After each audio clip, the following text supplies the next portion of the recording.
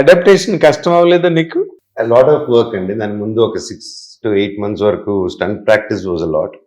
And ఆ practice అప్పుడే director గారు డ్రెస్ ట్రయల్స్ అని, లుక్ ట్రయల్స్ అని, ఇలా ఉండాలమ్మా, he was feeding, he very good. ఒక ఆర్టిస్ట్కి ఎంత ఫీడ్ చేయగలిగితే అంత బెటర్ అండి. ఎనీవన్ ఎంత ఫీడ్ చేయగలిగితే ఇప్పుడు కోపం అంటే okay, that's one pattern of film making. But today's film మేకింగ్లో వాడికి ఎంత ఇన్ఫర్మేషన్ ఉంటే అంత న్యూయాన్స్ ఉంటుంది అనమాట.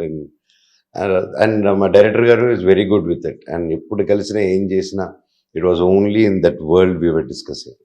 So I thank him for to guide me and take me this far. Yes, అంటే నువ్వు చాలా మోడెస్ట్గా ఇందాక నుంచి, అంటే నీ concept of unity and togetherness, అందరూ కలిసిన సమిష్ట భావం అనే యాంగిల్ నువ్వు మాట్లాడుతున్నావు. That's good really. అది అందరికీ ఉండాలి. కానీ ఒక క్యారెక్టర్గా నిన్ను డైరెక్టరు నమ్మి, లేదా ఒక ప్రొడ్యూసర్ గారు నిన్ను నమ్మి నిన్ను సినిమాలో పెట్టుకున్న తర్వాత నీ క్యారెక్టర్ తాలూకా ఆ పర్సనాలిటీ ఏదో ఉంటుందో, క్యారెక్టర్కి ఉండే పర్సనాలిటీ సినిమాకి 100% యాడ్ అవ్వాలి. 100%. ఒక టైంలోని హీరో కన్నా కూడా యాంటగనిస్ట్ చాలా పవర్ఫుల్గా ఉండకపోతే సినిమా తేడా రావడానికి అవకాశం ఉంటుంది. సో నేను ఆ యాంగిల్లో అడిగాను అనమాట. ఎస్, నేను I have call my shorts నా ఫిల్మ్ లో. నేను what is your percentage as the character which is given అండి. I think I'm also happy, 100% happy. And director గారు, ప్రొడ్యూసర్ గారు also happy. And yes, you guys are going to witness a powerful anti force. అది మాత్రం 100%. నాకు tension ఏంటంటే పిల్లలు భయపడతారు. ఇంకా ఆ తర్వాత నుంచి నా పిల్లలకి ఎలా చూపించాలరా ఆ తర్వాత వరకు నీ టెన్షన్లో ఉన్నారు. పిల్లలైతే గ్యారెంటీగా భయపడతారు, ఆడవాళ్ళు కూడా కొంచెం భయపడే ఛాన్సులు ఉన్నాయి. అవునా? యా. మీ నాన్నగారు కూడా చాలా రఫ్ విలన్ క్యారెక్టర్లు చేసిన సందర్భాలు ఉన్నాయి. మీరు చిన్నప్పుడు అలాగే భయపడ్డారా? మోహన్ బాబు గారు కొంచెం క్రూడ్ భయపడేవాళ్ళం. అవునా?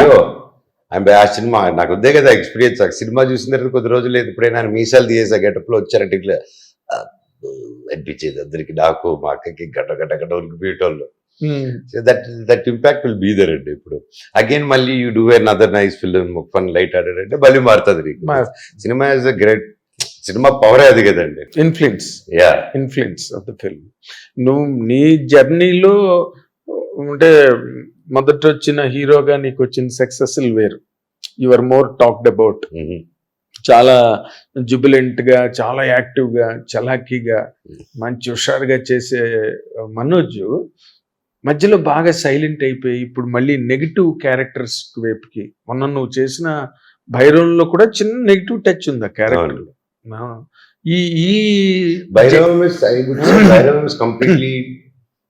క్రికెట్ నెగిటివ్, అతను cricket negative. That's what I'm asking. ఇది రెస్పెక్ట్ఫుల్ నెగిటివ్. అది ఎలా, how do you define it? వీడికి వచ్చేసి హీ హాజ్ అ గోల్. అక్కడేంటి డబ్బు జీవితం గడిపేద్దాం అనే దీంట్లో ఉంటుంది. అది అక్కడ అప్పులు, ఈ సెటప్ ఉంటుంది డైలీ. ఇది ఈ లోకాన్ని మార్చేద్దాం ఒక గమ్యంతో వెళ్తున్నాడు. ఇన్ కేస్ వీడు చెప్పిందంతా జరిగిందంటే లోకం మంచిగానే ఉంటుంది కదా, ఎక్సెప్ట్ ఫర్ దేవుడు లేడు అనే దానికి కాన్సెప్ట్ కాకుండా వీడు చెప్పిందంతా జరిగిందంటే, ఇన్ఈక్వాలిటీ పోయిందంటే వరల్డ్ ఇస్ గుడ్ కదా. సో ఆ టైంలో హీ అండ్ నో డీవియేషన్, వేరే ఏవియేషన్స్ కానీ, వేరే దీని కానీ, వ్యసనాలు కానీ ఏది ఉండదు.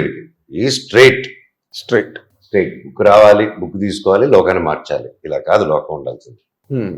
ఈ తరాలు అంతరాలు అన్ని మారిపోవాలి అని మంచి కాన్సెప్ట్ కదా. How can he be called villain or an antagonist?